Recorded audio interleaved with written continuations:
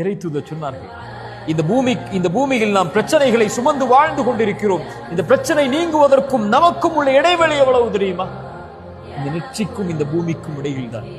சிரமங்களால் தவிப்புகளால் நிற்க முடியவில்லை என்றால் சோதனைகளால் நெற்றியை உங்கள் இறைவனுக்கு முன்னால் அந்த பூமியில் சாய்த்து விடுங்கள்.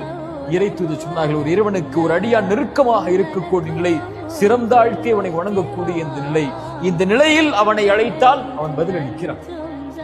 லா தஹ்சன் யா அஹி, லா தஹ்சன் யா உஃப்தி, நோயா லா தஹ்சன், கடனா லா தஹ்சன், உயிரிழப்புகளா லா தஹ்சன், அல்லது உறவுகளுடைய பிரிவா லா தஹ்சன், கடனா நஷ்டமா, வியாபாரத்தில் செல்வத்தில் சோதனையா, செல்வ இழப்புகளா, வசதியில் சோதனையா, அல்லது குடும்ப உறவுகளால் சோதனையா, உலகமே உங்களை கைவிடுகிறதா, லா தஹ்சன்.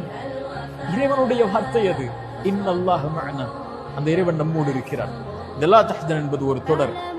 இது கவலைகளால் சிரமங்களால் சிக்கி தவிக்கக்கூடிய மனிதர்களுக்கு இறைமறையும் இறைத்தூதரும் சொல்லக்கூடிய வழிமுறைகள் அதிலிருந்து வெளியேறுவதற்கு தொடர்ச்சியாக பயிரியுங்கள். அல்லாஹ் நம்முடைய சிரமங்களை நீக்கட்டும்.